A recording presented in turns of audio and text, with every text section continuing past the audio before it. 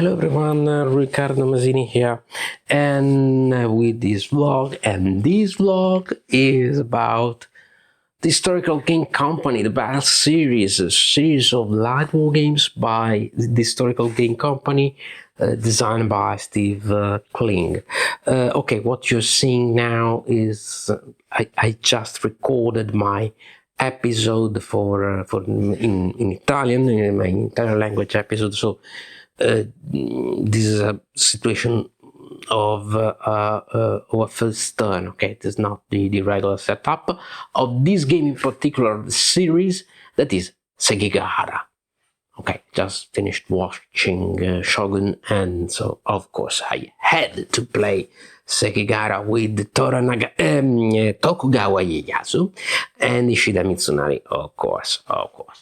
But this is just an example of a title of this great, amazing, absolutely amazing series that has taken by storm the entire wargaming hobby.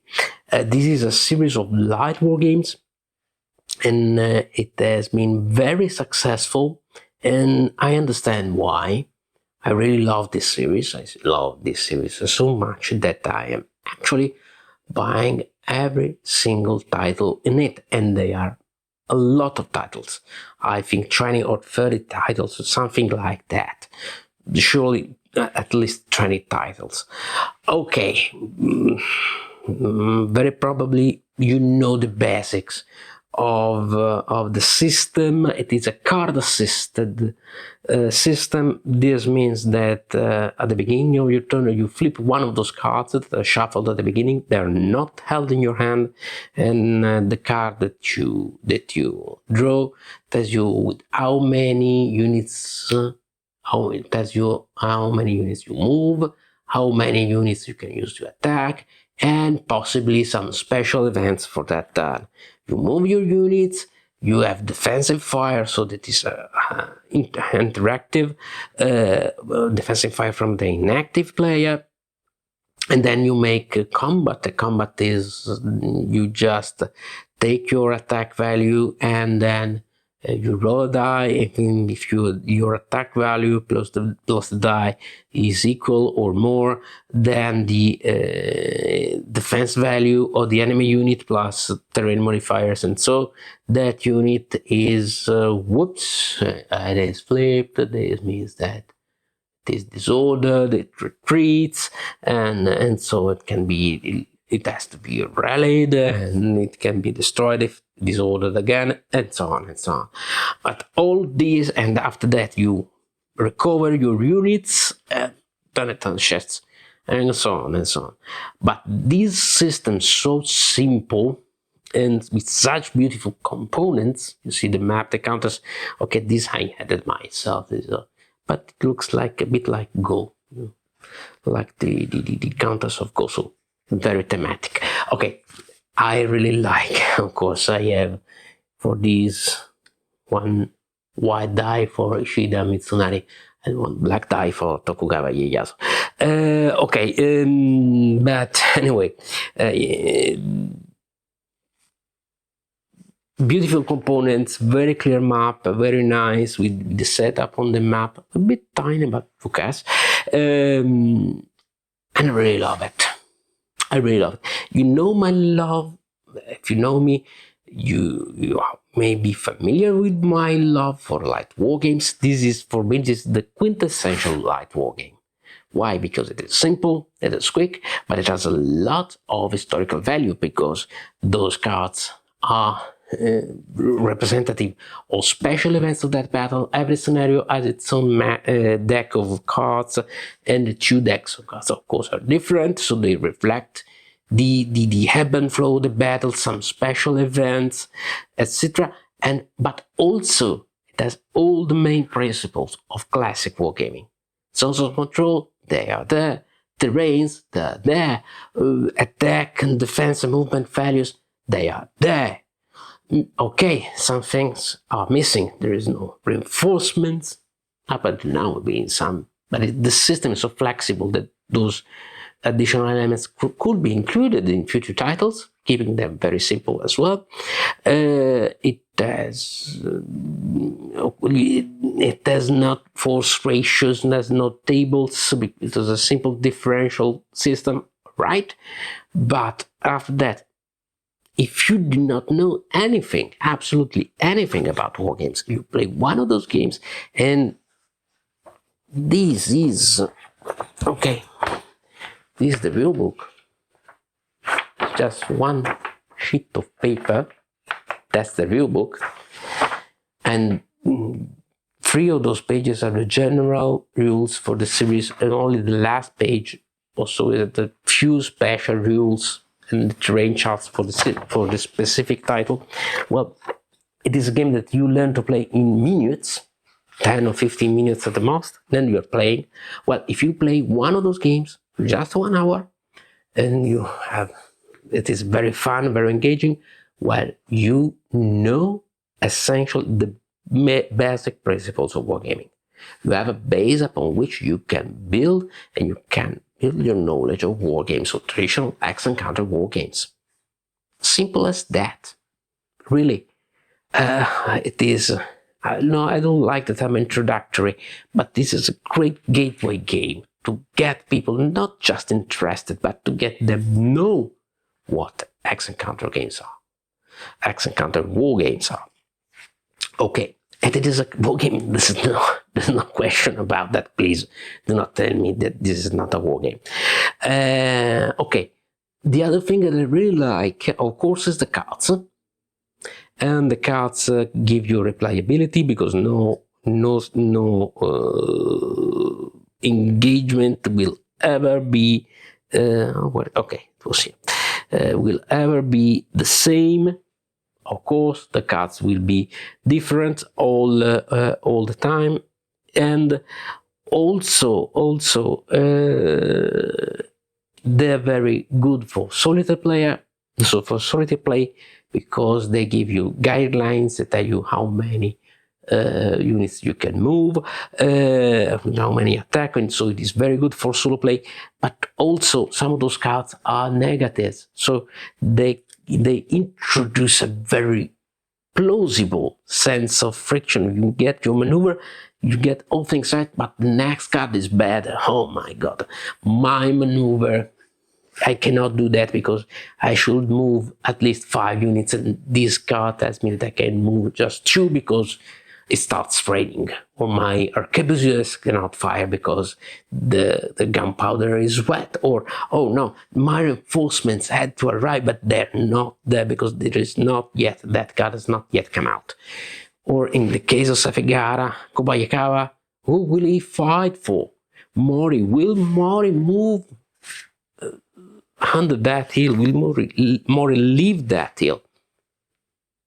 It's the cards, and they're always different, always unpredictable, and it's great for the game. And I really love how this part of the game, that of the cards, gets to relate with this other part of the game. This is axe and counter. As I always like to say, this is the non-linear part of the experience, because unpredictable events can happen, events that cannot be put on a table, if not with a great complication. And this is the linear part of the experience, because it is just mathematics, just zones of control and movements and differentials, etc. The two parts, well, they interact together splendidly, and with a complexity that is almost laughable. It is really negligible. Everyone can play this game. Everyone, absolutely. And of course, the absolute beginner to wargames will get interested, will be surprised to see how easy it is to play axe and counter wargames. But also the expert wargamer, as I am myself, will be amazed and engaged and intrigued by all the little subtleties of such a simple system and the interaction between the cards. Of course, there are abstractions. Of course, a lot of stuff is taken out, and there are no formations and no skirmishes, and etc., etc., etc. But there is also a lot of other stuff that is included in a very simple way. Some of that unpredictable and strange stuff is not present in even in more sophisticated games, so is managed, is simulated in much more convoluted ways.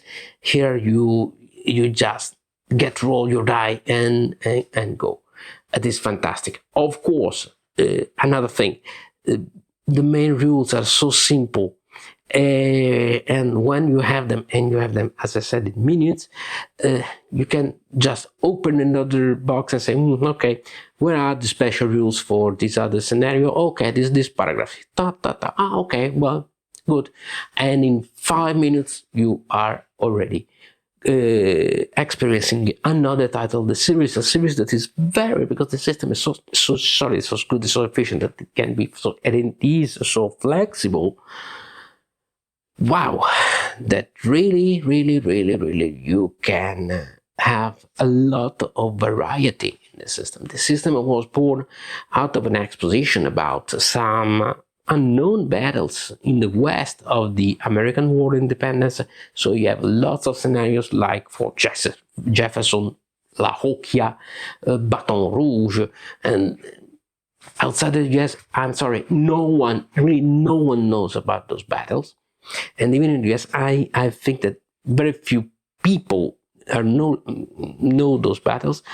And then after those exotic, and it is fantastic, it's great to be able to play them, to get to know them. Also, at the end of the rulebook, of every rulebook, there is a small bibliography, which is fantastic.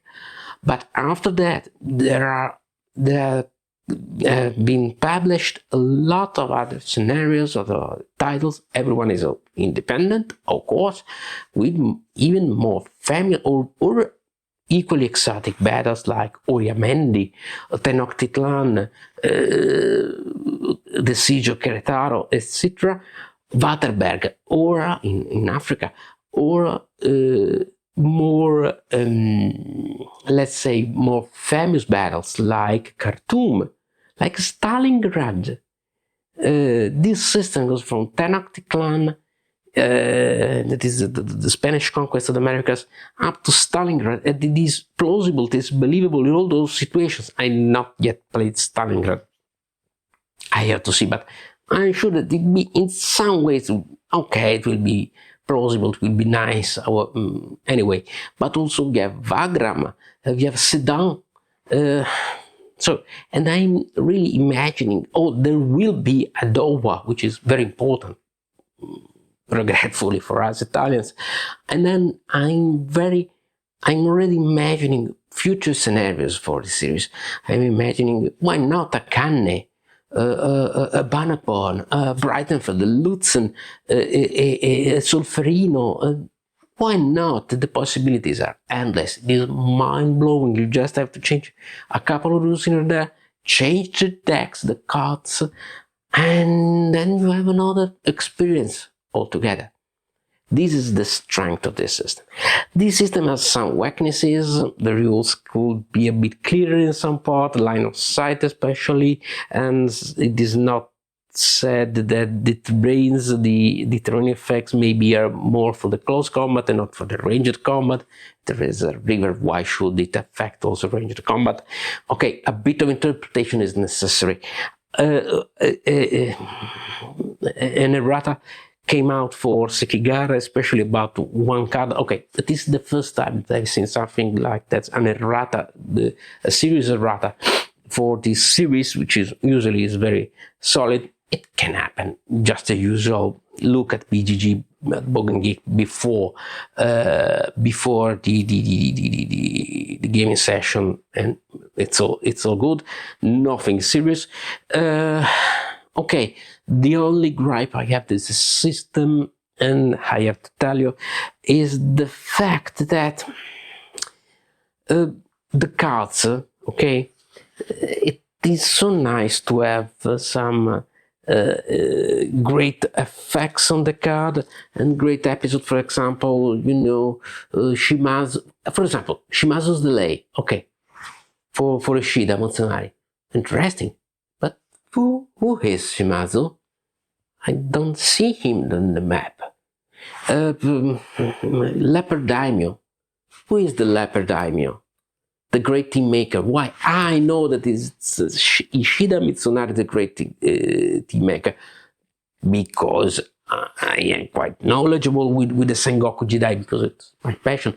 But why shouldn't we have Monsters Are Cannon Fire, the episode, the famous 5 or 6 cannons of Monsters Are with open fire, and panicked a part of the Tokugawa army? Why those events that are very interesting, very nice, are not explained?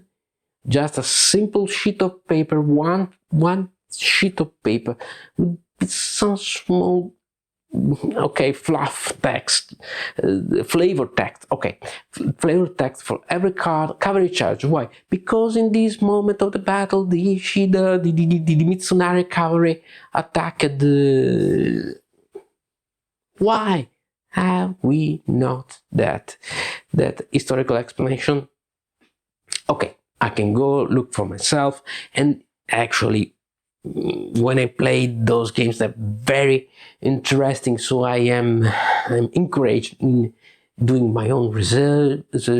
First look on Wikipedia, why not, to have just a general description of the battle, but then to look for the other sources that are mentioned in the rulebook and go and study those battles.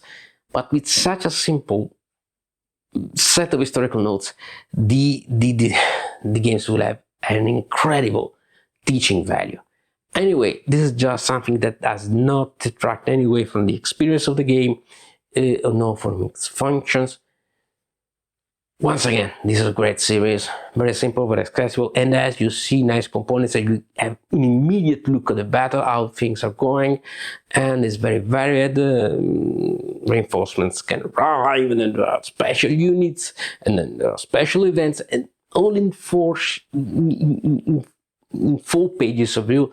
It is mind-blowing, really. I really love this series. As I said, this series, I'm following it title by title, and I highly recommend it to you. This is quite easy to get a title of this. They are printed by Blue Panther, and they're fairly good distribution. Anyway, they're also available in print to play, and print to play, you just one evening of work, not so many counters. The map, it is also very portable, and it's very easy to print the map. Some cards, training cards, very, very cheap. You can have your game. Just go to World and download one of those games, purchase one of those games, and you're good and set and ready to go. You will love it, but I love it so much that I'm getting every single copy printed. Just one thing, okay, the Blue Panther's counters, sometimes I have some small problems with alignment. A couple of times happened to me that they were serious, but nothing terrible. And this set of Sekigahara was lucky, they're perfect. Oh, and very nice component as well, because this is some PVC, some plastic, I don't know. Very nice, they lay very flat. And also, as I said, very portable, because you see not so much type of space. This series really blows me away. I cannot say anything more than this. It is lots of the titles are in the works, and I really recommend to you this series, because it's very nice, very flexible, very replayable, very good for solitaire, very good to introduce people to war games. A very good series. Thank you so much for having been with me, and as always, have fun, take care, and don't be scared. It's just war games. Bye.